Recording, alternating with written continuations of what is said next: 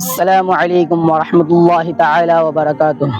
அல்லாஹ் தன திருமறை குர்ஆனில் கூறுகிறான், வரத்திலில் குர்ஆன தர்தீலா, குர்ஆனை அழகிய முறையில் நிறுத்தியும் நிதானத்துடன் ஓதுவீராக. மேலும் நபி ஸல்லல்லாஹு அலைஹி வஸல்லம் அவர்கள் கூறியுள்ளார்கள், ഖൈറുക്കും மன் தஅல்லமல் குர்ஆன வஅல்லமஹ், குர்ஆனை யார் கற்றுக்கொண்டு பிறருக்கு கற்றுக் கொடுப்பாரோ அவரை சிறந்தவராரோ ஆவார் என்று நபி ஸல்லல்லாஹு அலைஹி வஸல்லம் அவர்கள் கூறியுள்ளார்கள்.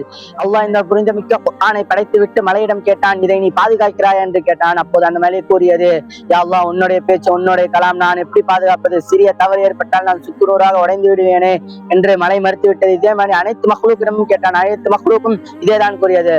ஆனால் இந்த புனிதமிக்க குர்ஆனை அல்லாஹ் மனிதனுக்கு இறக்கிவிட்டு அல்லாஹ் கூறினான், குர்ஆனை நாமே இறக்கி வைத்தோம், நாமே பாதுகாப்போம் என்று அல்லாஹ் கூறினான். அதனால் தான் இந்நாள் வரை குர்ஆனில் ஒரு ஜபர் கூட மாத்தி இருக்க முடியாது, ஏன் கூட்டி இருக்க முடியாது, குறைக்க இருக்க முடியாது.